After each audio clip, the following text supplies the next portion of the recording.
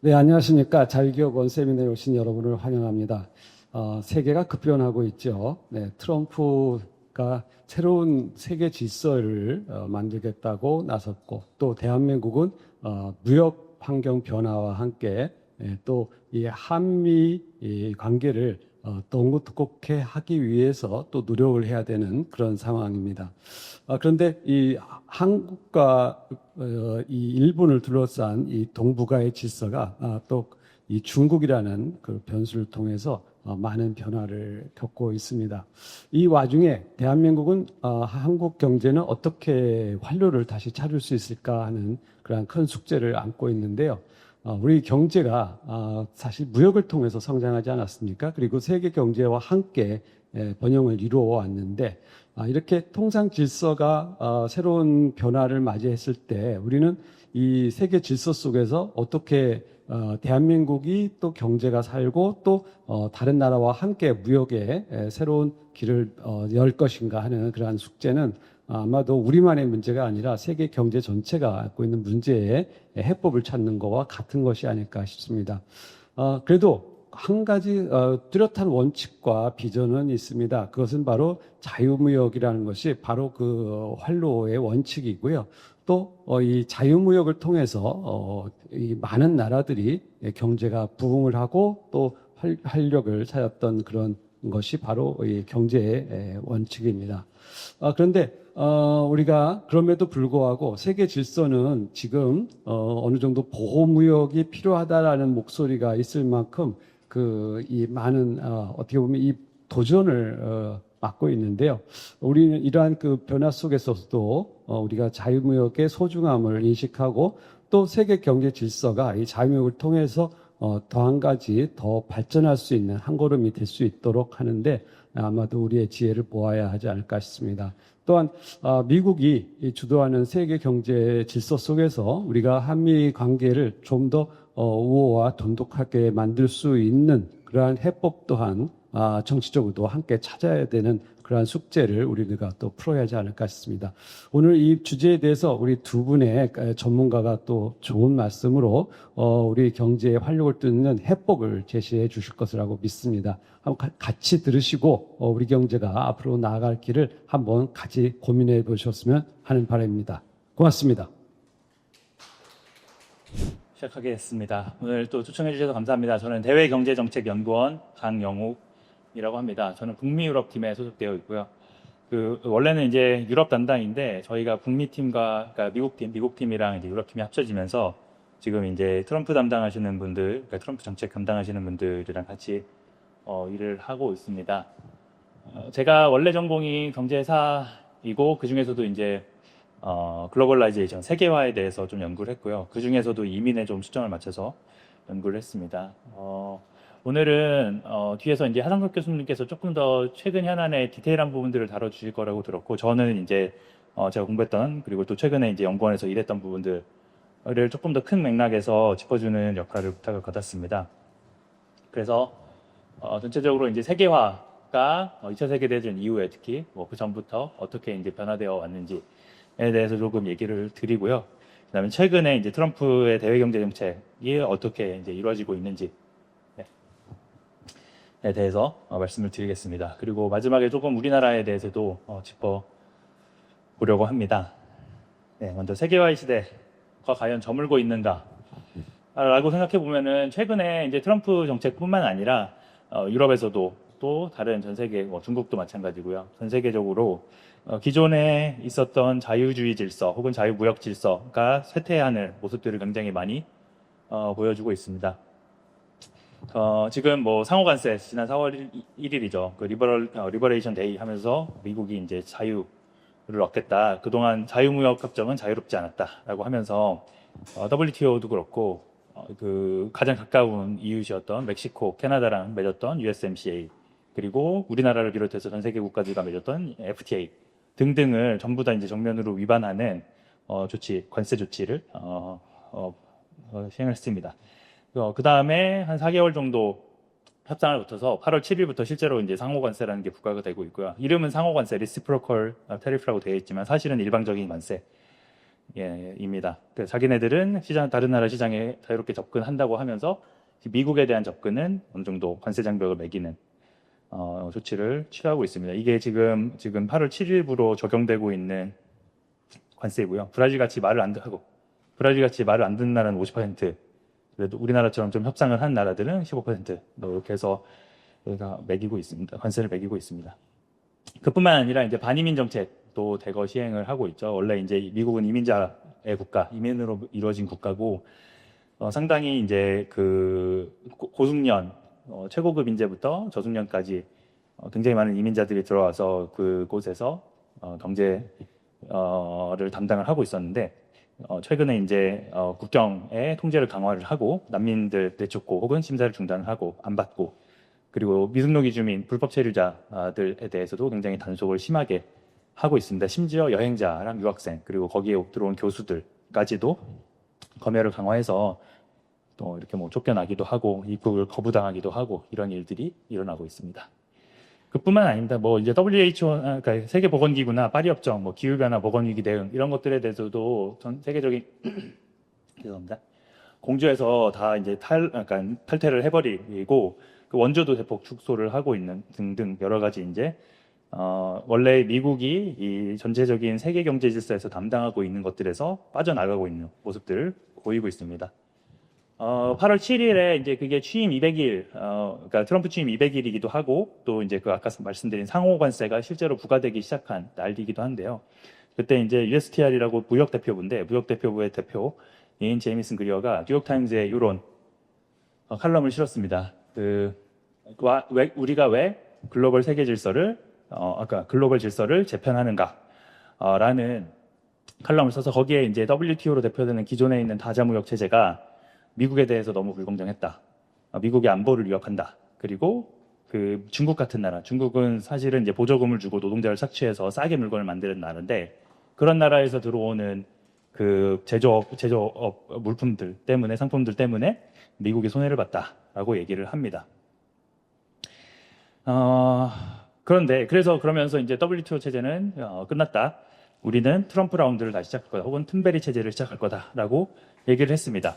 그런데 제가 이제 전체적으로 뭐 제가 연구원 들어와서 계속해서 이제 유럽 연구도 하고 이런 세계화 혹은 자유무역 질서에 대해서 연구를 하면서 사실은 이제 트럼프가 과연 아웃라이어일까, 트럼프만 예외적인 것인가라고 질문을 해보면은 그렇진 않다라고 볼 수 있을 것 같습니다. 트럼프 1기 때 미중 갈등이 시작되긴 했지만 사실은 이제 중국의 어떤 부상에 대해서 견제하는 움직임은 이미 오바마 시절부터 있었고 그 다음에 트럼프 1기가 끝나고 바이든 시절에 가면은 그게 다시 돌아갈 줄 알았는데 그렇지 않았습니다. 여전히 바이든도 자국우선주의 정책이라고 할 수 있는 것들을 조금 더 우아하게 포장해서 했지만 결국은 중국 견제도 계속해서 했고 기술 통제, 수출 통제 계속해서 했고 자국의 보조금을 우선해서 주는 것들도 많이 했습니다. 그래서 우리나라의 삼성전자 같은 경우도 바이든 시기에 사실 텍사스에 공장을 짓기 시작했죠. 트럼프가 뭐 투자 뭐 뺏어간다 이렇게 하지만 우리나라의 뭐 제조업 다 뺏어간다라고 하지만 이미 바이든 시기부터 이미 시작됐던 일입니다. 시간 관계상 뭐 좀 넘어가고요. 이게 제가 10년 전에 박사학위 논문 쓸 때 이코노미스트에 실렸던 그림인데 제가 이거를 박사학위 논문에 인용을 했던 그림입니다. 근데 이게 10년 전이잖아요. 지금 보시면은 여기에서 실각한 사람이 한 명도 없습니다. 정권을 잃은 사람이 한 명도 없습니다. 뭐 여기 그 프랑스에 있는 마리엔 르펜이 뭐 범죄 행위에 연루돼서 그 투표권을 잃긴 이러는데 여전히 건재합니다. 그 당도 건재하고요. 오히려 그때보다 더 건재합니다. 트럼프 10년 전이나 지금이나 그대로 있고요. 어제 그 전승절 행사 보셨는지 모르겠지만 요 시진핑이랑 푸틴이랑 김정은까지 해서 굉장히 건재한 모습을 보였고 요 나이젤 파라지라는 사람이 영국에 지금은 그 당시에는 이제 유킵이라고 해서 영국 독립당 브렉시트를 이끌었던 사람인데 지금은 개혁 영국이라고 해서 지금 지지율 1위입니다.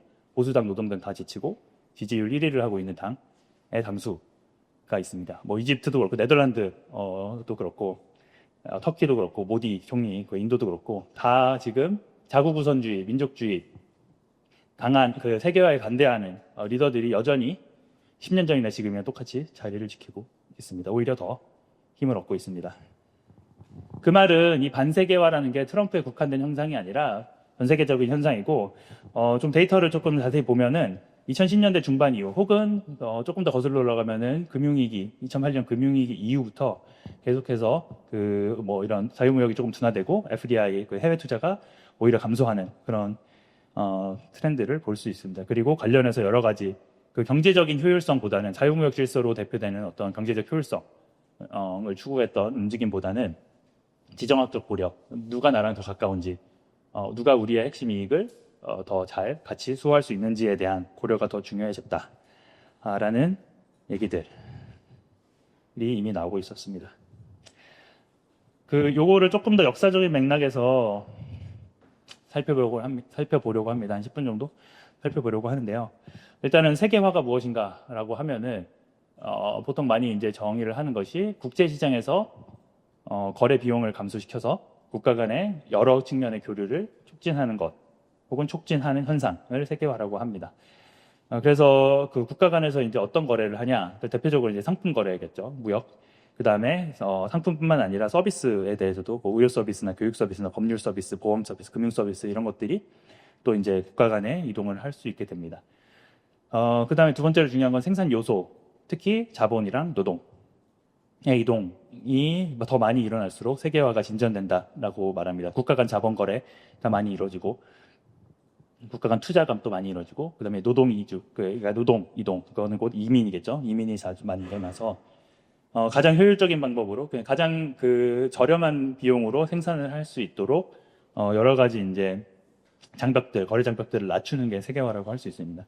그리고 부수적으로 기술이나 아이디어나 정보 교환들도 역시 세계화가 증진되면서 더 많이 이루어지고, 기본적으로 이 세계화가 진전이 되면은 경제적으로 특히 전체 평균적으로는 저희 아웃풋 그 생산이 더 늘어나고 생산성의 혁신이 더 늘어나고 가장 효율적인, 가장 생산성이 높은 기업이 가장 많은 매출을 올릴 수 있게 됩니다.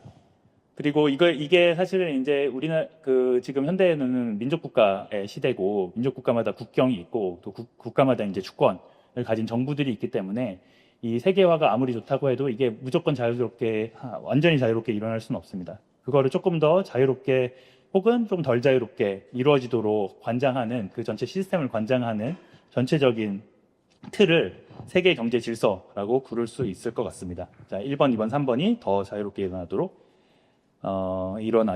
이루어질 수 있게 하는 국제 관계를 세계 경제 질서라고 볼 수 있을 것 같습니다. 그러면 세계 경제 질서가 어떻게 변화해 왔냐 하면은, 제가 한 19세기 정도부터, 제가 경제사를 전공이기 때문에 좀 과거부터 조금 짚어보면은, 과거에서도 사실은 지금과 비슷한 일들이 많이 일어났던 것들을 확인을 할 수가 있습니다. 그래서 과거에 일어났던 일들이 왜 일어났고 그 영향은 무엇인지를 보면은 좀 최근에 일어나는 일들에 대해서 조금 더 잘 이해할 수 있고 또 앞으로를 전망해 볼 수 있다는 생각에 과거 얘기를 조금 해보려고 합니다.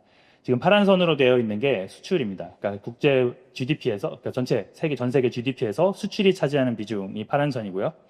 빨간 선은 FDI, 그 해외 투자입니다. 해외 직접 투자. 전체 GDP에서 해외 직접 투자가 차지하는 비중이 빨간 선입니다. 요 해외 직접 투자는 자료가 70년대부터 있어서 70년대부터 가져왔는데, 보시면은 소위 이제 1차 세계화의 물결이라고 하는 경제학자들이 그렇게 부르는 그 세계화의 급격한 팽창이 이 19세기 중후반에 있었습니다. 1850년대부터 1차 세계대전 전까지 이 세계 무역이 그러니까 수출이 GDP에서 차지하는 비중이 갑자기 올라가는 것을 볼 수 있습니다. 7.5%에서 12.8%까지. 그러다가 이제 2차 세계대전이 있었고 전쟁이 끝났지만 여전히 이제 불안한 시기, 전강기라고 하는 불안한 시기, 대공황도 있었고 여러 가지 시기를 거치면서 2차 세계대전까지는 수출이 급격히 감소를 하고, 이제 다시 그게 전후 회복기를 거쳐서, 자유의 시기를 거쳐서 증가를 합니다. 25.1%까지. 요 이제 WTO 1948년이죠. 가트 관세에 대한 일반 협정이 맺어졌고, 그 이후에 이제 90년대 초에 들면서 WTO를 재편이 되면서 전 세계가 이제 이 자유무역에 다 참여를 했습니다. 2000년대부터는 중국이 참여를 하기 시작했고요. 그래서 수출의 비중이 굉장히 늘었다가 2008년은 그 경제 위기를 기점으로 다시 감소를 하고 있는 걸 봅니다. 여기는 또 코로나라서 조금 특수하긴 하지만 어쨌든 감소하거나 적어도 둔화된다. 그래서 그렇게 된 지가 한 15년 정도 됐다라는 얘기들을 많이 합니다. FDI는 확실히 증가를 하다가 확실히 꺾이는 것을 볼 수 있습니다. 이거를 조금 더 자세히 보면은 나랑 지정학적으로 가까운 국가에 대해서는 조금 FDI가 여전히 유지가 되지만, 나랑 지정학적으로 먼, 그래서 저 나라랑 거래를 하면 안 되겠다 싶은 나라에는 그 투자도 줄어들고 거기에 뭐 M&A 같은 것도 줄어들고 뭐 그렇게 됩니다. 그 1차 세계화의 물결, 아까 제가 말씀드린 19세기 중후반에 왜 그런 일들이 일어났냐라고 하면은 사실 이게 진정한 현대적인 의미의 세계화가 일어난 첫 번째 시기라고 볼 수 있는데요. 제일 중요한 거는 이제 교통의 발달입니다. 그 그러니까 증기기관이라는 건 훨씬 더 먼저 발명이 됐는데, 증기기관이 교통수단의 접목이 된 게 이제 1800년대 초반입니다. 그래서 증기선이 상용화되고, 그 다음에 이제 식품 같은 경우는 사실 그 식품이나 곡물이나 이런 것들은 대서양을 건너기가 굉장히 어려웠는데, 그때 이제 냉장 기술이 같이 발전을 하면서 이때 무역의 급격한 증가가 일어나기 시작했습니다. 그리고 이 고전경제학자 뭐 데이비 리카도 같은 사람들이 그 직전에 나와서 이제 자유무역을 옹호를 하기 시작했고, 그 뭐 비교 우위 같은 것들 얘기를 하기 시작했고, 여기 보시면은 이게 이코노미스트 잡지, 지금 영국에서 나오는 잡지인데, 1843년에 이제 이게 1호입니다. 1호가 나왔는데, 1호에 Political, Commercial, Agricultural and Free Trade Journal. Free Trade가 이 이코노미스트를 만든 이 자유주의 경제학자들의 제일 중요한 팀 중에 하나였다라는 것을 알 수 있습니다. 그리고 이제 1860년에 이제 현대적 의미의 어떤 무역 조항, 무역 그 조약이라는 게 체결이 돼서 콥튼 쉐빌리어 트리티라는 게 체결이 돼서, 여기에서 이제 우리 흔히 최애국 대우라고 하죠. 최애국 대우라고 하는, 우리끼리 협정을 맺으면 협정 당사자가 제3자랑 협정을 맺어도 그 상대 협정 당사국한테 더 그만큼의 혜택을 줘야 된다라고 하는 이 최애국 대우를 포함을 했습니다. 그리고 뭐 근본이제 얘기도 뭐 할 수 있을 것 같고요. 국제 결제 체제가 또 당시에 안정됐던 부분들이 있어서 첫 번째 세계화의 물결이 시작되게 됩니다. 그리고 이때는 이주에 대해서도 국제 이주에 대해서도 제한이 별로 없었기 때문에 굉장히 급격하게 증가를 했고, 특히 이제 유럽에서 미국이나 중남미로 가는 국제 이주가 굉장히 많이 일어났습니다. 그런데 이게 1900년대 초반에 오면서 또 이제 전쟁이 발발을 하면서 급격한 쇠퇴를 맞게 됩니다. 저는 이 19세기 그러니까 20세기 초반을 생각하면은 지금이랑 굉장히 겹친다라는 생각을 많이 합니다. 전쟁이 있고, 우크라이나 전쟁이나 그 중동에서 전쟁들이 계속 있죠. 그 다음에 경제 위기가 있고, 금융위기, 팬데믹 위기가 있었죠. 이때 당시에도 1900년대 그 초반에도 역시 그 스페인 독감이죠. 스페인 독감이 유행을 했었습니다. 그러면서 이제 급격하게 세계화가 쇠퇴하는 움직임을 보이는데, 지금이랑 상당히 유사하다라는 생각이 듭니다.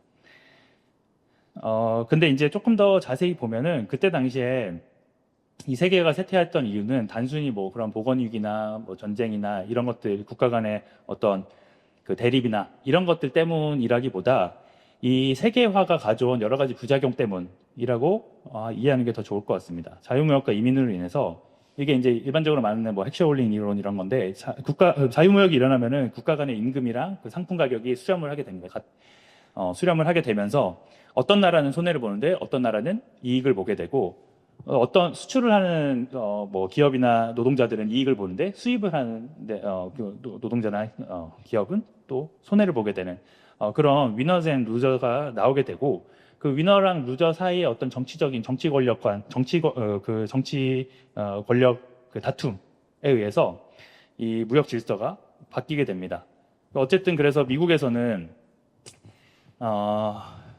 그 제조업자들이 상당히 강했기 때문에 영국이나 뭐 다른 유럽에서 우리가 제조업품을 수입을 하면은 그게 우리한테 손해다라고 하면서 관세를 상당히 높이게 되었고요. 뭐 스무트 홀리 관세 같은 거 많이 들어보셨을 텐데 많이 올리게 됐고, 이민 역시 이민자들이 들어오면서 우리 임금이 깎인다 하면서 이민 제한법도 19세기 후반과 20세기 초반에 전쟁이 나기 전부터 많이 제정이 되게 됩니다. 요거는 넘어가고요. 그렇게 해서 이제 전쟁, 그러니까 그게 그런 세계화의 쇠퇴가 2차 세계대전으로 이제 절정에 이르렀습니다. 절정에 이르고 2차 세계대전이 끝나면서 이대로는 안 되겠다. 우리가 세계화, 그러니까 자유무역도 안 하고 관세도 많이 올렸고 이민도 제한하고 그러다 보니까 전쟁이 났고 금융위기도 굉장히 심각하게 겪었다. 근데 이대로 하면은 다 지는 거다. 라고 하면서 다시 이제 자유무역 질서를 복원하려는 움직임이 2차 세계대전 이후부터 생겼습니다. 그게 이제 사실 지금까지 이어졌다고 볼 수 있을 것 같습니다.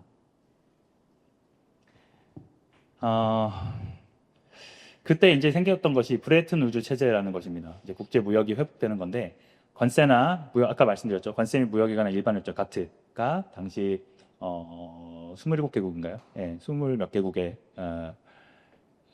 그 체결이 됐고요. 그래서 이제 관세가 그때 당시에 관세가 첫 번째 타겟이었습니다. 관세가 굉장히 인하가 되면서 자유무역 체제가 복원이 됐고, 그다음에 그 브레튼 우즈 시스템에서 중요한 아까 원래 이제 근본위제가 작동을 잘 안 했었는데 달러를 섞어서 금달러 본위제를 복원을 했습니다. 70년대까지. 그다음에 국제통화기금이나 세계은행, 유럽경제공동체 같은 국제경제기구가 경쟁적으로 설립된 것도 당시입니다. 그래서 보시면은 1950에서 1970년 사이를 일반적으로 이제 서구 경제, 유럽과 미국 경제, 구미 경제의 골든 황금기다라고 얘기를 합니다. 제일 경제 성장이 빨랐고 또 세계 경제 어떤 그 가장 평화로웠던 시기라고 볼 수 있을 것 같습니다. 그러다가 이제 다시 2차 세계대전 금융위기 2008년 금융위기 이후로 어떤 세계화의 둔화라는 게 이루어졌는데요.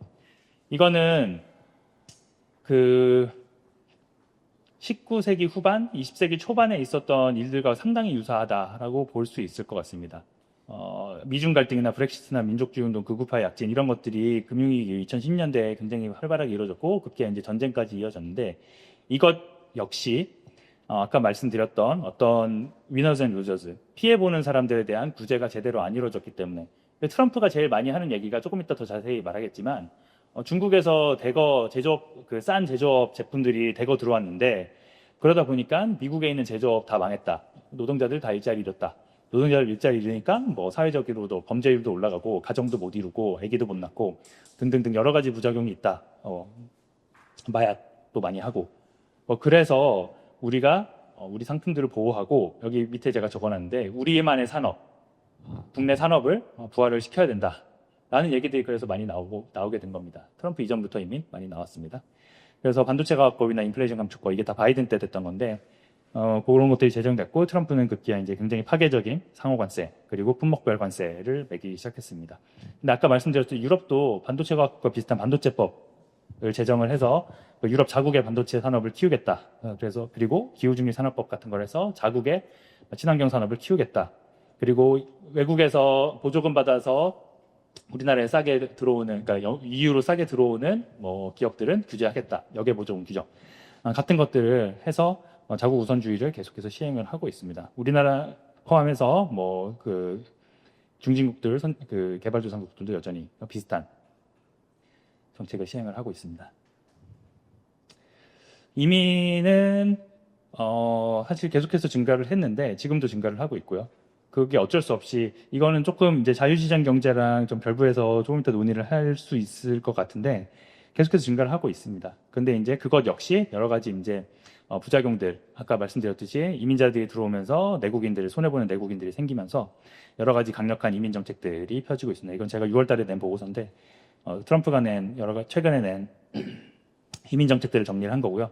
이건 유럽에서 시행하고 있는 최근에 이제 정책입니다. 그래서 그 국경 통제를 강화를 하고 불법 이민자들에 대해서 구금을 더 쉽게 하고 쫓아내는 것도 더 쉽게 하고 이런 일들을 유럽에서도 동일하게 하고 있습니다. 트럼프 경제 정책을 조금 더 자세하게 보면요, 아까 말했던 그 어떤 국제 경제 질서, 그 과거에 형성되었던 국제 경제 질서의 여러 가지 부작용들을 우려를 하면서 그거를 이제 다시 되돌리려고 하는 그 시도를 하고 있는 겁니다. 제가 그 자유기업원에서 강의를 한다고 해서 요거를 가지고 왔습니다. 아마 자유기업원 분들이 굉장히 관심이 있을 수 있는데요. 사실 시장 원칙 혹은 자유무역 이런 것들은 보수주의자들이 계속해서 강조를 했던 것들이죠. 시장이 중요하고 더 자유롭게 상품이 거래돼야 되고 가장 효율적으로 생산이 돼야 되고 국가는 거기에 최소한으로 개입해야 된다라는 게 신자유주의 혹은 그 리버테리언 자유지상주의의 굉장히 중요한 핵심인데 이 새로운 보수주의자들, 그러니까 트럼프와 트럼프 진영 옆에 있는 그 주위에 있는 사람들은 그게 틀렸다라고 얘기를 합니다. 자유지상주의가 틀렸다. 그러면서 하는 얘기가 자유지상주의는 20세기 후반에 우리 냉전 시기에 공산주의랑 싸울 때는 유효한 얘기였지만 더 이상 지금은 어느 정도는 수정이 필요하다. 그런데 이미 그 자유시장이라는 게 근본주의, 자유시장에는 도그마에 갇혀가지고 지정학적 변화라든지 중국의 부상, 그리고 소유권과 경영권의 분리 같은 여러 가지 그 미국의 전통적인 가치를 파괴할 수 있는 여러 가지 상황에 제대로 대처를 못하고 있다. 그래서 미국에서 이제 생산도 다 망했고 가족들도 붕괴되고 있고 자녀 교육도 망하고 있고 지역 공동체나 어떤 국민 국가의 어떤 주권이라든지 이런 것들이 다 희생이 되고 있다. 그런데 뭐 생산 가족 자녀 교육 지역 공동체 국민 국가 이런 것들은 그 미국의 최초 건국 시절부터 그 보수주의자들이 지키고 있는 가치인데 자유시장이 그거랑 잘 안 맞는다라는 얘기를 한 거죠. 적어도 그 세계 대외 경제 정책에서의 자유시장 원칙은 파기가 돼야 된다라고 얘기를 합니다. 노동자들이 땀 흘려서 일해서 어떤 가족과 지역을 부양할 수 있게 만드는 것. 그렇게 하려면은 어느 정도는 정부가 개입을 해야 되고 어느 정도는 그러니까 자국 내 산업을 육성을 해야 되고 그러려면은 이민도 막아야 되고 자유무역도 어느 정도 막아야 된다. 그리고 중국 같은 그 새로운 헤게모니 국가, 룰을 안 지키는 헤게모니 국가는 조금 더 강하게 압박을 해야 된다라고 얘기를 합니다. 그러면서 사실은 이제 이 새로운 보수주의자들이라고 할 수 있는 사람들이 예전에는 뭐 허드슨 인스티튜트나 아니면 헤리티지 재단 이런 데서 일을 하다가 아예 나와가지고 그 아메리칸 컴파스라는 새로운 오렌카스라는 요거 편집자 있죠. 오렌카스라는 사람이 아메리칸 컴파스라는 새로운 싱크탱크를 차렸습니다. 그러면서 아마 자유기업원진도 여기랑 많이 교류를 할 것 같은데 뭐 헤리티지나 케이토 인스티튜트나 맨하탄 인스티튜트나 요 CEI 같은데 요게 다 이제 흔히 말하는 이제 리버테리안 싱크탱크들인데 거기서 하는 얘기들을 굉장히 신랄하게 반박을 합니다. 오히려 리버럴들보다 이 리버테리안들을 더 강하게 비판을 하는 것 같은 그런 느낌을 저는 받았습니다. 어쨌든 그래서 원래 아메리칸 시스템이라는 것들이 그러니까 신생 산업들을 보호하고 지원하고 그걸 하기 위해서 어떤 그 시장의 자유로운 거래를 어느 정도는 제한을 했던 게 미국의 원칙이다. 이게 이제 그 해밀턴이 워싱턴 그 이제 대통령, 즉 미국의 초대 대통령 시기에 해밀턴이 세웠던 해밀턴이 이제 밀어붙였던 관세법인데요. 당시에는 이제 소득세가 잘 완비가 안 됐기 때문에 관세가 거의 유일한 그 정부의 수입이었습니다. 그래서 정부 운영을 지원하고 또 국가 부채를 상환하기 위해서 관세가 필요하다. 그래서 그 미국이 거의 건국되기 거의 최초부터 거의 초기부터 관세법은 이미 지정이 되어 있었고 이 관세는 미국의 보수주의자의 자랑스러운 전통이다라는 얘기를 합니다. 그러면서 이제 국가 수입뿐만 아니라 제조업 역시 중요하다고 얘기를 하고 있고요. 근데 이 세 개가 지금 트럼프가 관세를 매기는 정확하게 그 이유입니다. 우리 국가의 지금 세입이 부족하니까 세입을 채우고 그다음에 우리 국내 제조업들을 보호하겠다라는 것이죠. 시간이 좀 지났으니까 이거는 넘어가고요. 네, 그러면서 이런 얘기들을 하는 거죠. 미국의 무역 적자가 지금까지 너무 심했다. 이거는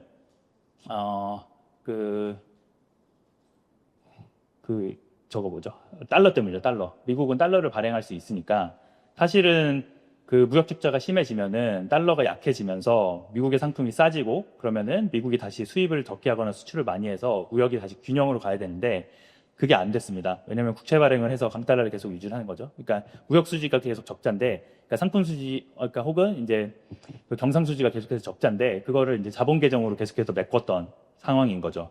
근데 미국이 가지는 어떤 기축통화라는 특유의 지위 때문에 그 이제 무역 균형이 회복이 안 되고 굉장히 오랫동안 거의 뭐 30년 가까이 무역 적자가 진행이 되면서 그러면서 이제 발생하는 여러 가지 문제들, 아까 말씀드린 미국 내 제조업이 공동화되고 일자리가 감소하고 지역 커뮤니티 쇠퇴하고 사회 문제 발생하는 뭐 그런 것들이 생겼다. 그리고 거기에 핵심에는 중국이 있다. 중국이 룰을 지키지 않고, 그러니까 중국이 그 사실은 그 WTO에 2000년대 초반에 2000년에 가입을 하면서 그때 당시 대통령이었던 클린턴이 자유무역 체계로 편입이 되면 중국이 자유민주주의로 변화를 할 것이다. 라고 기대를 했는데 지난 25년 동안 사실 그게 전혀 안 일어난 거죠. 시진핑은 오히려 더 독재 혹은 권위주의 쪽으로 기울어졌죠. 그리고 경제적인 과실만 그대로 그냥 가져가고 오히려 미국이 밀리게 되는, 심지어 첨단 산업에서도 미국이 밀리게 되는 그런 문제들이 있으면서 중국을 더 강하게 견제해야 된다라는 목소리가 힘을 얻게 되었습니다. 그런데 뭐 시간 관계상 자세히 말씀 못 드리지만 트럼프가 진짜로 이런 얘기들을 트럼프 진영에 있는 사람들이 다 하고 그다음에 트럼프도 그걸 받아들이는 것은 어느 순간에 얘기를 하는데 또 뒤에 보면은 또 자기 말을 뒤집습니다. 뭐 지금 보면은 다른 나라에는 다 관세 막 그렇게 매기고 심지어 브라질이나 멕시코, 캐나다한테도 굉장히 강하게 나가는데 중국에 대해서는 다 유예를 해주고 있고 중국 유학생들 안 받겠다. 중국 유학생 받으면 대학에 보조금 안 주겠다라고 했다가 또 다시 60만 명까지는 받을 수 있다. 근데 지금 중국 유학생이 30만 명 정도밖에 없거든요. 60만 명까지는 받을 수 있다. 뭐 그런 얘기를 하고 하면서 트럼프는 너무 이제 변덕이 심해서 예측이 불가능한 게 좀 특징이긴 하지만 어쨌든 그 뒤에는 요런 논리들이 있다라는 거를 조금 이해를 해봐야 될 것 같습니다. 무역 정책 관련해서는 조금 이따 하상석 교수님이 조금 더 자세하게 말씀드릴 것 같으니까 저는 조금 넘어가는데요. 일단 최근 이슈에 관해서만 하나 말씀드리면은 지금 얼마 전에 연방대법원에서 미국 이거죠. IEPA 지금 5번째 전시민 비상사태로 인한 관세 부과는 위법일 가능성이 높다라고 이제 판결을 했고 이제 그게 대법원에 넘어가게 되어 있습니다. 그러니까 3심으로 넘어가게 되어 있습니다. 그런데 요거를 혹시 법원에서 요거를 못 쓴다라고 막더라도 앞에 다른 것들 301조나 232조, 122조, 402조 이런 무역확장법에 관련된 여러 가지 조항들로 자기네들이 관세를 매길 수 있습니다. 그리고 지금 우리나라가 가장 큰 타격을 받는 품목별 관세, 자동차나 나중에 이제 아직 확정은 안 됐지만 반도체나 바이오나 이런 데 매겨질 철강 이런 데 매겨지는 품목별 관세는 이 IEPA랑 관련이 없기 때문에 트럼프는 아직도 쓸 수 있는 카드가 무궁무진하다. 라는 것. 그래서 요거에 당분간은 적어도 트럼프의 임기 기간 내에는 유지될 가능성이 높다라는 게 중요할 것 같습니다. 이민 정책도 역시 마찬가지인데 넘어가고요. 근데 이제 관세 정책이 그러면은 트럼프가 말한 대로 관세 수입도 늘어나고 제조업도 살아나고 미국 경제를 다시 위대하게 만들 것이냐 하면은 지금까지는 아직은 잘 모르겠습니다. 물론 관세 수입은 어느 정도 거의 없다가 갑자기 매겼고 수입 대체가 갑자기 안 되니까 관세 수입은 지금 어느 정도 늘었습니다. 어느 정도 늘었는데 그게 이제 얼마나 지속될지에 대해서는 조금 지켜봐야 되고요. 미국 경제도 제조업 지금 일자리가 계속해서 둔화가 되고 있고 지금 7월 일자리는 이미 8월 초에 나왔는데 상당히 둔화가 됐다. 그리고 어제도 잡 오프닝 구인이 7월에 별로 안 늘었다라는 결과가 나왔고 이번 주 금요일에 또 이제 8월 일자리가 나옵니다. 봐야겠지만 어느 정도 이제 물가는 상승하고 고용은 둔화되는 스태그플레이션이 일어나고 있는 것이 아닌가라는 생각이 들고 있습니다. 우리나라 얘기를 잠깐만 하고 마치려고 하는데요. 한미 무역 합의로 이제 한미 FTA는 어느 정도 이제 무력화가 된 것이 사실이다. 특히 이제 상품 관세 관련해 가지고 여러 가지 양어를 했고 여기 밑에 보시면은 사실 거의 10년 초과 됐기 때문에 이미 10년이 초과됐기 때문에 미국은 100%다 됐고요. 우리나라는 일부 농산품 빼고는 거의 다 개방이 됐습니다. 그런데 이게 이제 한 번에 무너진 거죠. 근데 그럼에도 불구하고 이제 상품 무역에 관련된 거는 아주 일부고 서비스 무역이나 투자나 규범이나 제도 관련해서 또 여러 가지 이제 규정들 한미 FTA에 정해진 규정이 있기 때문에 사실은 완전히 무력화됐다고 보기엔 좀 어렵습니다. 상품 관련해서만 무력화된 건데 앞으로 이거를 이제 어떻게 상호 관세랑 조화해 나갈지는 아직은 불확실성이 큰 과제로 남아 있고요. 그 다음에 한미 정상회담 얼마 전에 끝났죠. 그 다음에 한미 무역 합의도 있었는데 사실 결정된 게 많이 없습니다. 3,500불 투자라든지 관세를 15% 한다든지 이런 것들은 됐는데 농식품 개방이나 자동차 안전 규정이나 투자를 어디에다 할 것이냐 이런 거는 아직도 확정이 안 됐기 때문에 그런 것들은 앞으로 지켜봐야 될 것 같습니다. 그러면은 이 시기에 이제 우리가 물론 미국과 어떤 거래 더 좋은 협상을 하기 위해서 노력해야 되는 것도 맞는데 그것만 가지고 그냥 임시 방편으로만 대응할 수 있는 위기인가라고 물으면 저는 그렇지 않다고 봅니다.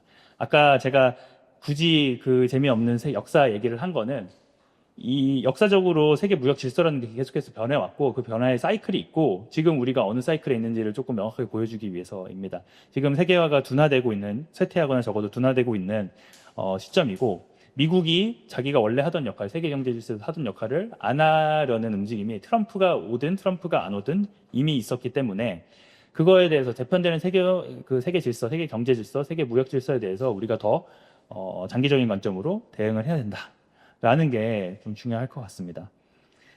물론 트럼프가 아주 주먹구구식으로 이렇게 하는 여러 가지 정책들은 단기간에 끝날 수도 있지만 중국이 하는 불공정 경제 행위에 대한 견제라든지 핵심 안보 품목에 대한 대외 의존, 그다음에 자유무역으로 인한 어떤 산업이나 노동자의 피해 같은 것들은 기존의 자유무역 질서가 가지고 있는 모순이기 때문에 우리나라도 적극적으로 해소를 하려고 노력을 해야 된다는 게 중요할 것 같습니다. 그거를 위해서 국제공조 체계를 마련해야 되는데 거기에 누구를 대상으로 누구와 함께 이 국제공조 체계를 마련할지에 대해서는 조금 더 치열한 고민이 필요할 것 같습니다.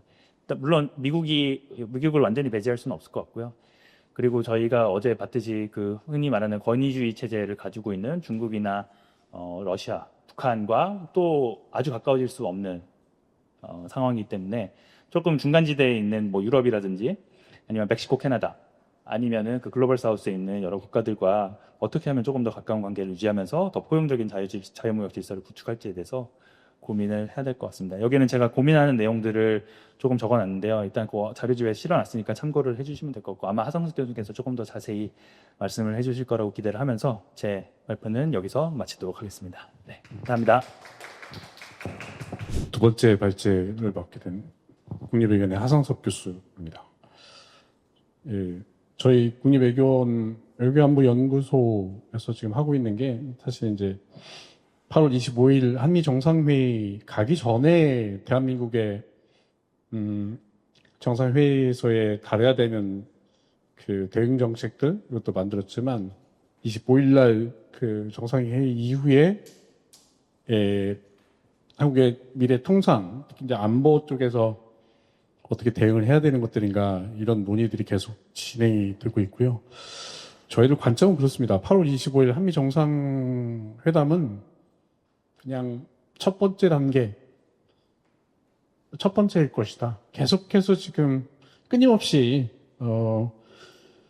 협상이라고 하는 것들은 사실 계속 진행될 것이기 때문에 누구도 가까운 미래 또는 중장기적으로 이 협상 결과라고 하는 것들이 무슨 성과를 내고 결과가 나올 것이다라고 예측하기는 굉장히 힘들다라는 것들이고 아까 장희욱 박사님 말씀해 주셨던 그 반세계화의 커다란 흐름들 속에서 이 두 나라 가장 중요한 안보에서 중요한 미국이라고 하는 나라와 지금 협상 테이블에 앉아 있고 그 협상이 주는 임팩트들이 사실은 이제 한국 국내뿐만 아니라 이웃 국가들과 어떤 관계를 다시 해야 되는지에 대한 이 고민들을 낳게 만드는 사실은 그런 입장에서 계속해서 연구가 진행이 되고 있는 것들이고요. 그런 내용들을 오늘 좀 담아왔습니다.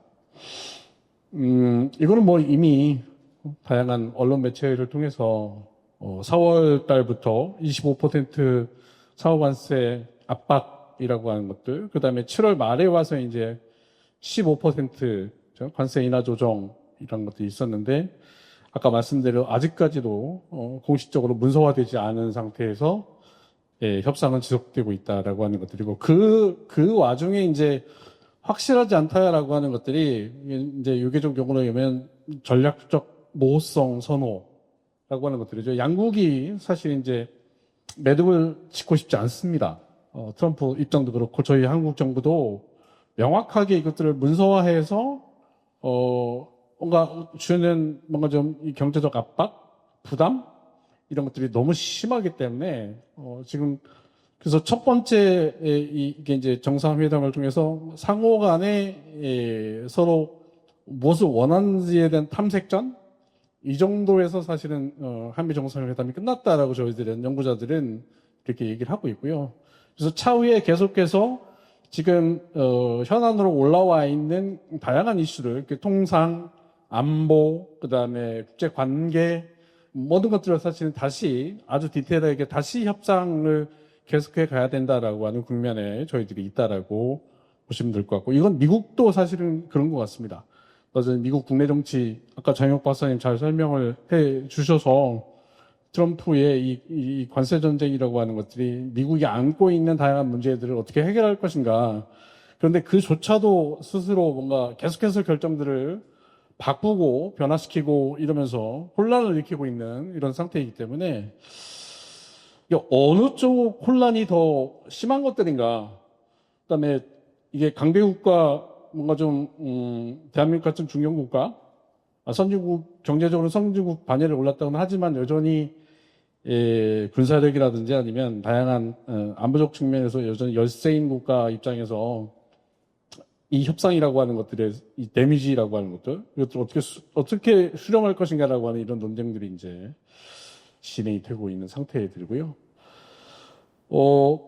많은 언론 매체에서 좀 이걸 좀 종합해서 정리를 해드리면 15% 합의했지만 여전히 문서화되지 않아서 실질적인 정책으로 이행되지 않고 있다입니다. 자동차 생산업체들 여전히 고통스러워하고 있는 상태입니다. 25% 관세를 그대로 지금 불고 있는 이런 상태들이어서 애매한 상태이고요.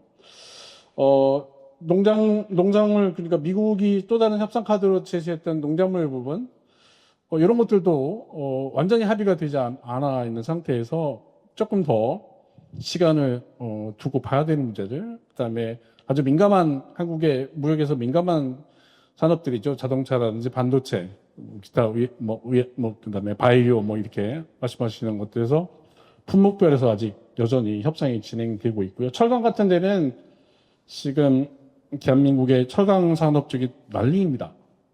거의 50%라고 하는, 그 다음에 철강에 들어가 있는 가전제품들 특히 여기까지 디테일하게 사실은 품목관세에 집어넣어서 관세를 부과하고 있기 때문에 이게 새로운 대안과 돌파구를 찾지 않으면 한국의 철강 관련된 산업들이 무너질 수 있다라는 위기감들이 지금 나오고 있는 이런 상태들에서 정부가 국내 산업을 어떻게 다시 이 어마무시한 관세 전쟁에서 국내 산업을 어떻게 보호하고 새로운 어떤 산업으로 발전시킬 것인가에 대한 다양한 산업 정책들을 고민을 하고 그건 나중에 좀 말씀을 드렸고요. 가장 중요한 게 이제 기업들의 전략이죠.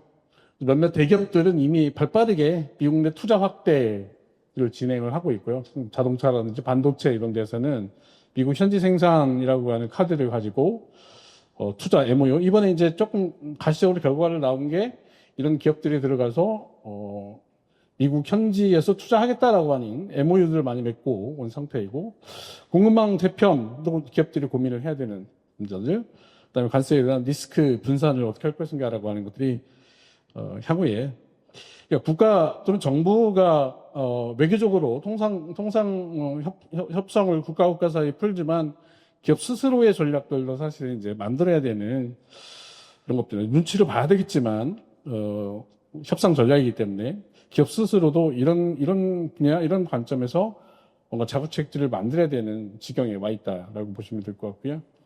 조금 전략 분석들 해보면 문서와 정책 확정 모니터링을 계속 해야 됩니다. 이게 끊임없이 매일매일 바뀌는 미국발 이 관세 뭔가 정책 아까 장혁 박사님 말씀하셨던 이게 미국 내에서도 사실은 막 대법원까지 지금 현재 그죠 관세 이게 불법이다 이런 식의 뉴스들이 나오는데 과연 이것들이 지금 현재 이 관세 전쟁을 사실은 미국 국내에서 뭔가 이 사법부 또는 연방 대법원의 판결로 이게 사라질 것인가 이런 뭔가 희망적인 예를 들어서 이런 뉴스 이것들 사실 기다릴 건 아니다라고 이제 아까 말씀을 해주셨고 왜냐하면 다양한 다른 예를 들어서 무역법 관련된 다양한 조건으로 품목별 관세 같은 경우는 더 압박을 해올 수 있다라고 하는 것들. 그 다음에 지금 상호관세뿐만 아니라 상호관세의 비율들을 더 높일 수 있다라고 하는 예를 들어서 이런 위기 이런 것들이 있고 이건 이제 사실 이제 지금 현재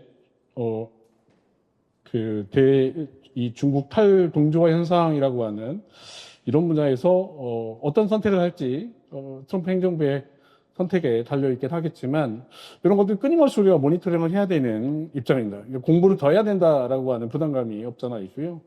미국 내 투자 확대, 현지 생산 강화 이건 저희들이 3년 반 그러니까 트럼프 행정부의 집권 시기 동안에 요 문제는 사실은 투자를 해주겠다라고 잠정적으로 지금 약속을 해놓은 상태인데 물론 구체적으로 어떻게 투자하겠다라고 하는 디테일들은 안 나와 있는 그런 상태이고 그렇죠. 조금 가시화되어 있는 것들은 잘 아시는 이제 조선업 분야에서 $1,500 정도 요거는 좀 가져가겠다 해서 뭔가 좀 선도적으로 이 분야에 대해서 좀 미국을 달래가면서 사실은 다른 산업 분야의 이 관세 리스크를 좀 줄여보겠다는 전략을 가지고 움직이고 있다라고 우리가 보고 있고요. 자동차, 반도체 산업, 이게 메인 산업대인데 불확실성이 좀 더 커질 수 있다라고 하는 것들이 좀 위기입니다. 그래서 끊임없이 여론에서 늘 나오는 관세 전쟁의 가장 하이라이트는 이 두 산업에 대한 대한민국 기업들의 관심입니다. 이 두 산업이 뭐 이렇게 단일 산업군에서 굉장히 중요하냐 이런 게 아니라 한국의 수출 분야에서 이 두 산업이 갖고 있는 비중이 워낙 크고 이 분야에서 창출하는 고용 효과라든지 그다음에 한국과의 경제 수익률 이런 것들이 이 비율이 이게 비중이 굉장히 크기 때문에 이 산업들을 우리가 주도 면밀하게 계속해서 따라가줘야 된다라고 하는 것들이고요. 숨어 있는 분야이긴 하지만 농산업계 대응책들도 굉장히 필요합니다. 이것들이 이제 단순히 관세 전쟁으로 인해서 피해가 아니라 잘 아시는 지금 현재 뭐 가뭄, 홍수, 기후변화 영향 뭐 이런 것들이 사실은 같이 복합적으로 와 있는 부분이기 때문에 이런 부분도 좀 이런 산업에 종사하시는 되게 이제 기업들 그래서 좀 대응책이 필요하고요. 글로벌 공급망 투자 구조 재검토해야 된다. 이거는 뭐 베트남 정부와 그 한 베트남 FTA 격상 업그레이드 이런 것들이 이제 뭔가 모험적으로 한미 정상회의 이전에 사실 이제 먼저 와서 베트남과의 어떤 통상 무역 관계를 좀 더 업그레이드 해야 된다라고 하는 모험들을 사실은 보여줬기 때문에 단순히 베트남뿐만 아니라 다른 국가들 아까 장혁 박사님 말씀하셨던 이미 신규 그러니까 FTA를 맺고 있는 국가들인데 좀 더 업그레이드를 해서 우리가 이 관세 전쟁의 여파들을 좀 돌파할 수 있는 예를 들어서 업그레이드 버전의 FTA를 만들어내거나 이쪽에 이제 새로운 다자주의를 확대해가는 것들이고 아니면 아직은 맺지 않은 그죠 양자 간의 FTA가 없는 예를 들어서 멕시코를 대상으로 한다든지 한 멕시코 FTA 논의를 다시 한다든지 지금 현재 EU와 메르코스르 사이에 FTA가 지금 현재 이제 비준을 앞두고 있는 이런 상태들인데 그것도 한 메르코스르 FTA 뭐 이런 예를 들어서 꾸준히 협상을 해왔지만 뭔가 좀 종결을 하는 이런 새로운 어떤 그 FTA 다자주의라고 하는 것들을 좀 가져갈 필요도 있다. 그래서 단순하게 한미 FTA를 통해서 발생하는 데미지들, 리스크들을 뭔가 이렇게 분산하는 효과로서 우리가 지금까지 해왔던 물론 이게 이제 뭐 반세계와 아까 말씀하셨던 이런 분야에서 뭔가 희석되는 게 아니냐 하지만 전통적으로 대한민국이 갖고 있는 수출 구조, 무역으로 먹고 사는 경제 구조 요 속에서는 사실은 반세계화 흐름에 사실은 들어갔다 하더라도 우리의 생존은 사실 이제 세계화라고 하는 자유무역주의라고 하는 일방적인 이 안에 사실은 대한민국 경제가 발전해 왔기 때문에 이거는 끊임없이 노력을 해야 된다라고 하는 것들. 그 다음에 이제 여기 이제 차후에 나오는 비관세 장벽 문제입니다. 관세 장벽뿐만 아니라 비관세 장벽 문제에서도 특히 이제 디지털, 무슨 이제 뭐 AI 산업이라든지, IT 산업, 뭐 이런 게 이제 대세인, 그죠? 차후에 먹거리 산업에서 이 분야에서도 뭔가 좀 이 압박들이 들어올 수 있다. 이미 들어오고 있죠. 들어오고 있고, 구글 지도를 어떻게 할 것인지, 예를 들어서 이런 안보 문제 가지고 사실은 이런 나오고 있어서 이런 문제에도 사실은 우리가 대응책들을 만들어야 된다라고 하는 거. 요거는 이제 지금까지 나왔던 무역 협정에 대한 결과들을 볼 수가 있고요. 미국 입장은 충분히 우리가 고려할 만합니다. 산업 경쟁력 회복하겠다라고 해서 관세 전쟁에 시작을 했고요. 특히 미국 자동차 제조업의 뭐 대표 상징적인 산업이죠. 그다음에 철강, 그다음에 미국 농업계의 입장들. 이거 전부 다 어떻게 보면 미국 트럼프 행정부의 전통적인 그 선거 지지 세력들이 사실 이제 많이 인발부되어 있는 이런 산업들을 계속해서 좀 살려보겠다라고 하는 의지들. 그 다음에 가장 핫하게 세 번째에 올라와 있지만 미국의 금리이죠. 지금 현재 패드를 계속해서 압박을 하면서 금리 인하를 해야 된다라고 하는 측면하고 당장 올해 10월 달부터 그다음에 내년까지 들어가면 지금 대기하고 있는 The Big Beautiful Act라고 하는 거죠. 어떤 새로운 어떤 그 감세 정책 요것들이 이제 맞물리고 있고 그다음에 어마무시한 미국의 재정 적자 이것 좀 어떻게 할 것인가가 전통적으로 이제 이렇게 지금 나와 있는 것 같습니다. 금리 문제, 재정 적자 문제 이런 것들을 해결하기 위해서 관세 전쟁에 돌입했다라고 하고 있지만 경제라고 하는 것들이 이제 거시를 좀 보시면 나중에 좀 말씀드리겠지만 하반기에는 금리, 재정 문제, 관세 플러스 환율까지도 오게 될 것 같습니다.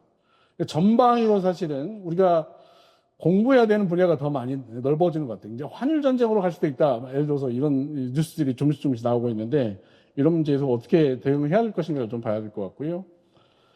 불확실성, 모호성, 그죠? 그래서 한국은 좀 선방을 했다. 평가들이 좀 나옵니다. 조선업, 그죠? 마스가를 통해서 협상 레벨을 올렸다. 그 다음에 품목 관세 분야에서 여전히 모호하지만 반도체 같은 경우는 최국 대우가 좀 명확하게 가야 된다라고 하는, 그죠? 이 협상들은 계속 가고 있고요.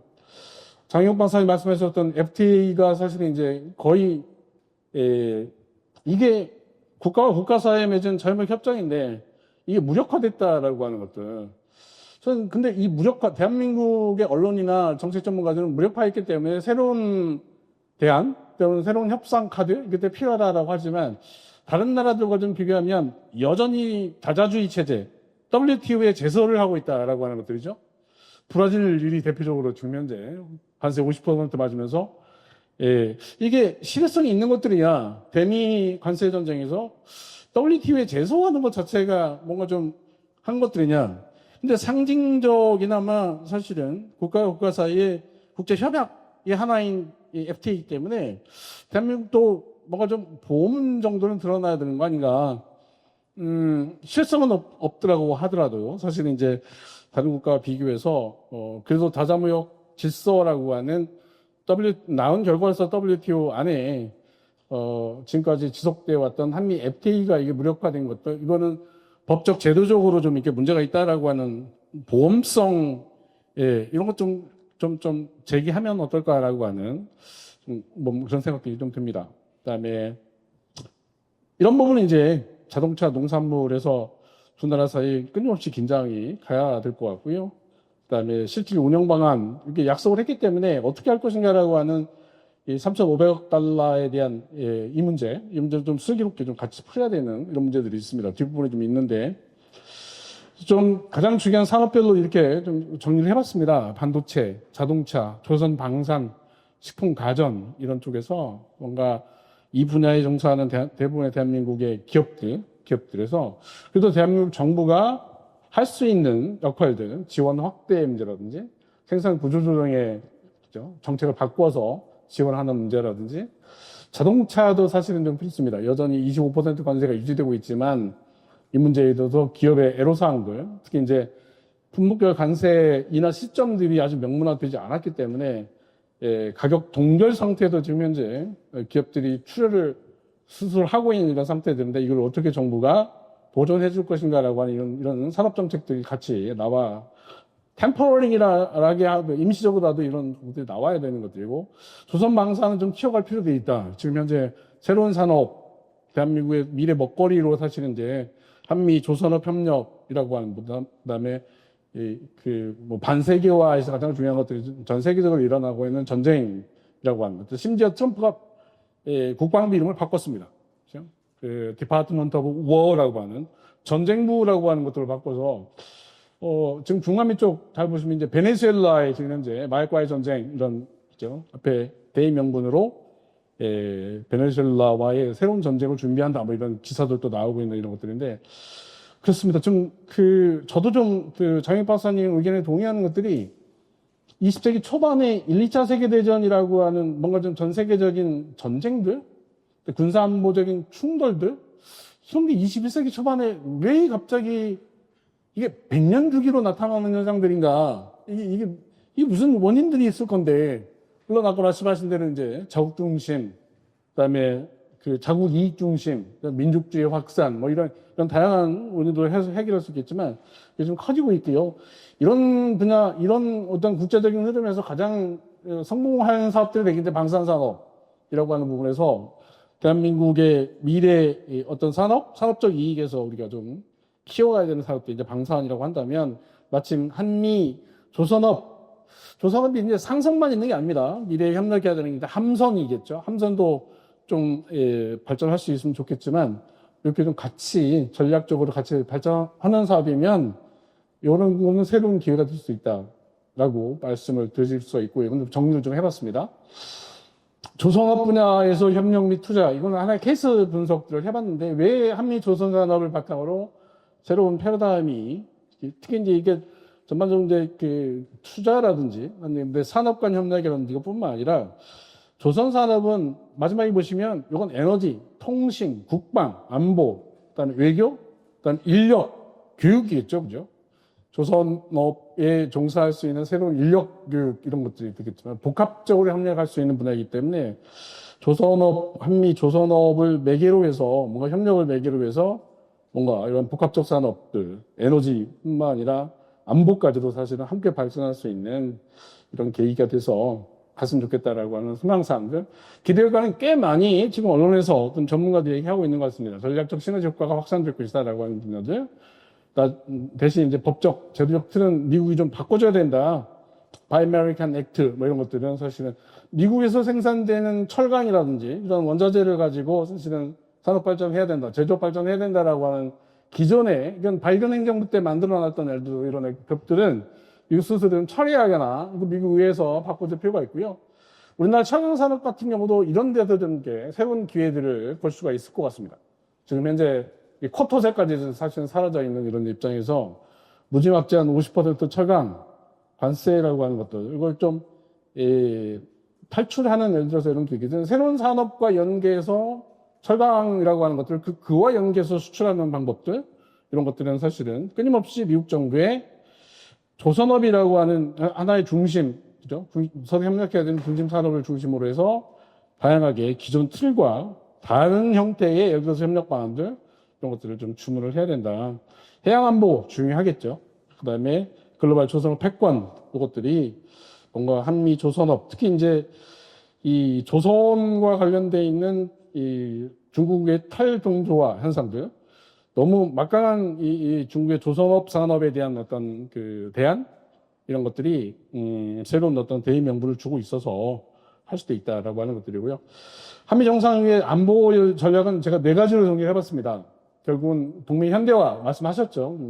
실용 외교, 뭐 균형 외교 말씀하셨던 지금 새로운 이재명 정부 입장에서 지금 동맹 현대화 이건 인정하겠다. 받아들이겠다라고 하는 것들. 다만 대한민국은 이 국방력이라고 하는 부분에서 첨단화를 추진하겠다. 그래서 국방 예산을 좀 늘리겠다, 증액하겠다라고 하는 약속을 해온 상태이지만 문제는 여전히 이전 정부나 현 정부나 대한민국은 이 미군과 관련돼 있어서는 전략적 유연성 문제에서 상당한 딜레마를 안게 될 거다라고 하는 것들이 이제 우리나라의 안보 정책에서 풀어야 되는 미래 과제일 겁니다. 여전히 미중 간의 균형 외교 딜레마를 어떻게 풀어갈 것인가라고 하는 것들.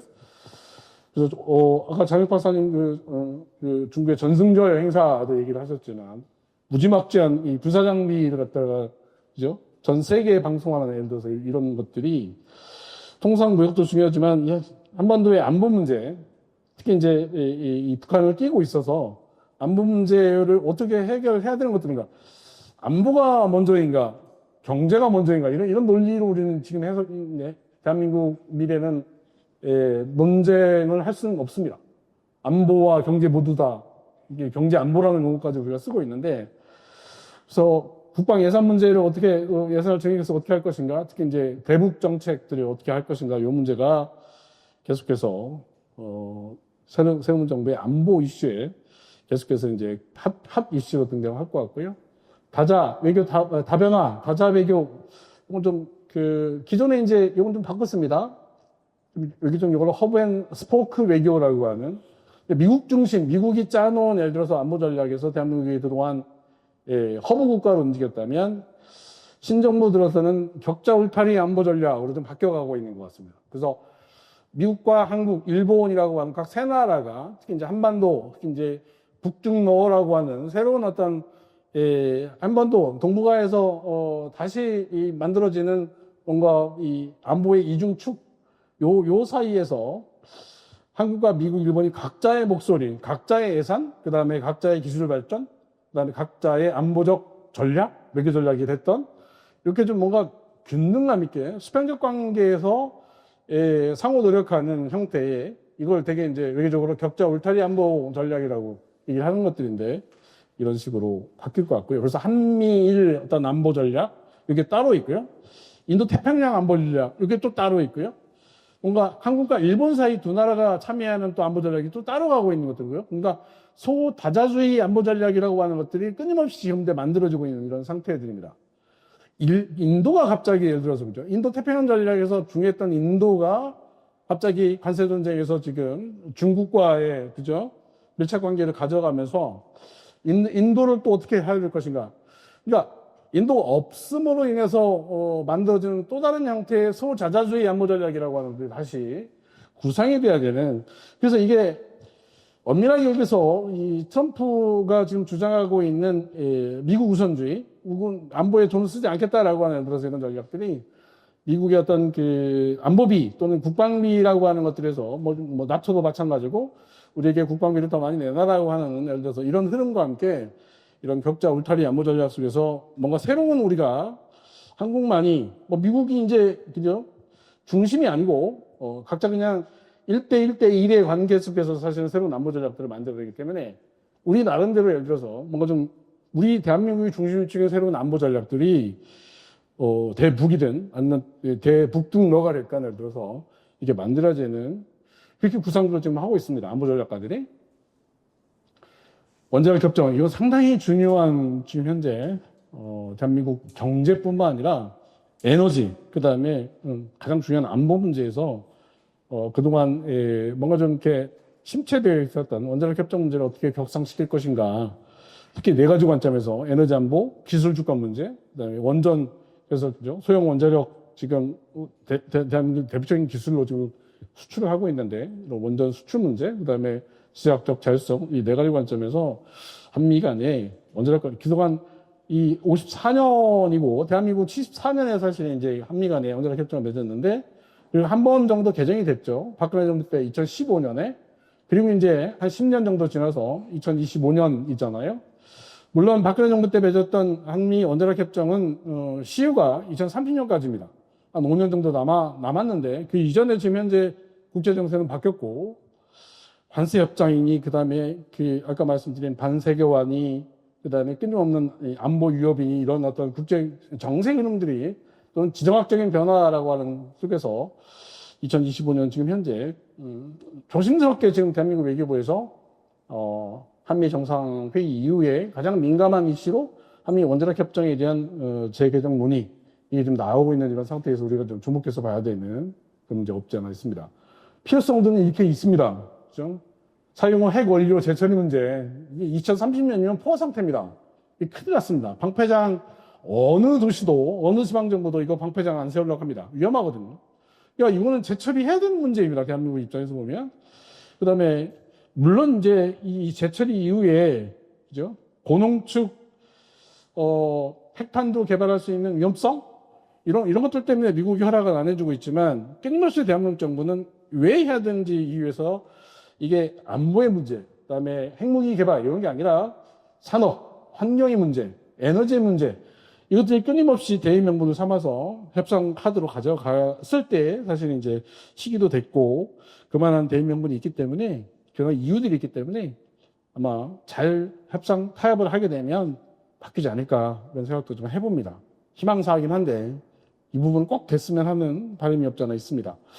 이건 좀 네 가지 관점에서 지금 현재 한미 그죠 정상회담 이후에 마지막 결론에 어떤 거의 1시간 협상에서 뭐 대북 그죠? 북한 문제 가지고 사실은 양 정상이 얘기를 했기 때문에 북한 문제, 그다음에 첨단 기술 방위산업협력 문제, 그다음에 주한미군 주둔 문제 이것들을 동맹의 현대화 관점에서 주한미군을 철수시킬 수 있고 다른 쪽으로 옮길 수도 있고 뭐 이런 문제들이 이제 계속해서 나오고 있는 것들인데 주한미군과 동맹 전략 문제, 그다음에 외교면 안보 연계 전략 문제 이게 다 이게 관점들이 되게 근데 여전히 그 네 가지 관점에서 다 보면 미국 중심으로 다 가려고 하는 이런 것도 있는데 이런 분 좀 우리가 한국 중심으로 좀 옮겨오면서 한국의 이 자주국방, 뭐 전자권 문제라든지 이런 것들은 신정부 들어서 좀 옮겨와야 된다라고 하는 이런 어떤 미래의 안보에 대한 전략들을 좀 있다라고 말씀드리고 싶고요. 요건 조금 디테일하게 전자권 실질적으로 호환 문제, 핵 확장 억제 실질적 보안 문제, 그다음에 기술 방산 동맹으로 확장하는 문제, 특히 조선업 같은 경우는 대표적인 케이스 드리겠죠. AI라든지 사이버 안보, 그다음에 우주 문제, 핵융합 문제 이런 것들이 전부 다 미래의 한미 간의 기술 강산 동맹으로 확장할 수 있는 아주 테마들이다라고 보시면 될 것 같고요. 특히 지금 현재 논의되고 있는 한미 삼각 안보 협력 강화, 이게 모르겠습니다. 얼마나 밀접하게 세 나라가 안보 협력을 강화해서 이게 너무 밀접해지면 사실은 위에 있는 북중러가 또다시 그죠? 더 밀착해지게 되면 좀 그렇습니다. 이게 수위를 어떻게 조절할지는 사실은 고민을 해봐야 됩니다. 이게 이제 특히 이제 한일 간의 관계, 역사 문제 이런 것들이 사실 이제 또다시 불거져 나올 수 있기 때문에 이런 것들은 잘 해결을 해야 된다라고 보고요. 관세 영향 완화 전략들을 보시면 모두에 말씀드린 대로 환율 문제가 하반기에 이제 나올 수 있다라고 하는 것도 있고요. 이미 한국은 2025년 6월 달에 재무부가 한국을 주요 환율 감시 대상국 목록에 추가를 했습니다. 물론 세 가지 기준이 있죠. 환율 감시 대상국 목록에 집어넣는 기준이 세 가지 있습니다. 이게 환율 조작국은 아직 아닙니다. 우리나라는. 근데 이 두 가지, 무역 흑자 연간 150억 달러 이상이 되는 국가, 경상수지 흑자 비중이 GDP 대비 3% 초과하는 국가, 이런 두 가지 관점에서 한국은 미국 정부에게 이미 환율 감시 대상국 목록에 들어가 있는데, 이게 이제 관세가 올라가면 결국은 많은 기업들, 특히 대한민국 정부 같은 경우는 환율을 좀 그죠?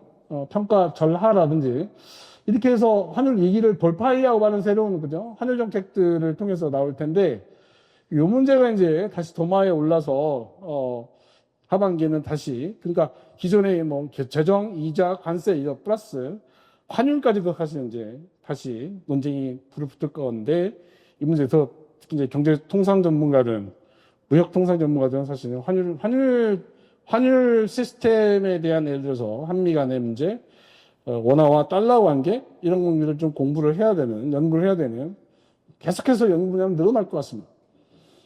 그 다음에 합의 문서 이게 이제 다른 국가들 보시면 미영 무역 합의는 되게 이제 일반 조건 이런 형태로 공개가 됐고요.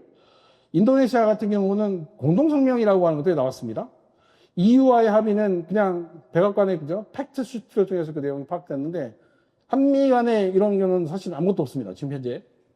좀 어떤 형태로 사실은 이게 이제 어떻게든 종결을 짓거나 결과들을 내야 되는 문제에서 어떤 형태로 대한민국은 문서화하고 제도화해서 뭔가 시장의 불안정성이라고 하는 것들을 좀 해소시킬 것인가라고 하는 것들 이런 좀 고민을 해야 될 것 같습니다. 지금 현재.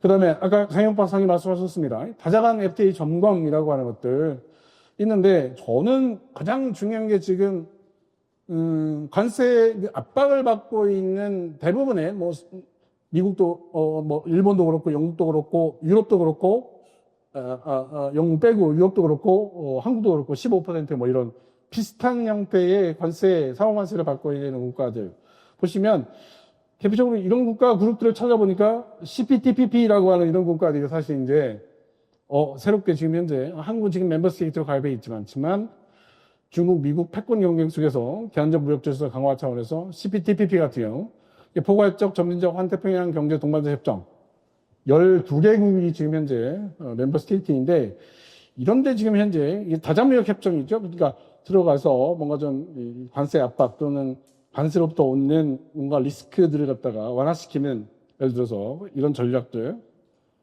자유무역 전략들 좀 짤 필요도 있다라고 좀 대표적 사례로 많은 케이스들이 있겠지만 이렇게 좀 제안을 드려봤습니다. 턴베리 얘기를 하셨습니다. 그러니까 트럼프 라운드라고 장혁 박사님 말씀을 하셔서 공감합니다. 공감하고 저도 똑같은 신문기자를 이거는 합의되지 않은 바인데 8월 7일 날 그죠? 이 그리어 대표 미국 무역 대표부 그리어 대표 칼럼이 다시 새로운 글로벌 오더라고 하는 이게 이제 트럼프 라운드라고 얘기도 하고 턴베리 체제라고 얘기도 하는데 턴베리는 스코틀랜드 트럼프가 갖고 있는 그죠? 골프장 이름입니다. 턴베리가. 턴베리 체제에 대해서 많이 얘기를 합니다. 턴베리가 도대체 뭐야? 그러면서 학자들이 굉장히 많이 공부를 하는데 동맹의 거래화이다. 관세 투자의 안보와 연동이 있다. 다자주의가 약화되고 양자주의 강화되고 있다. 이게 이제 안티 글로벌라이제이션의 대표적인 케이스겠죠, 이게.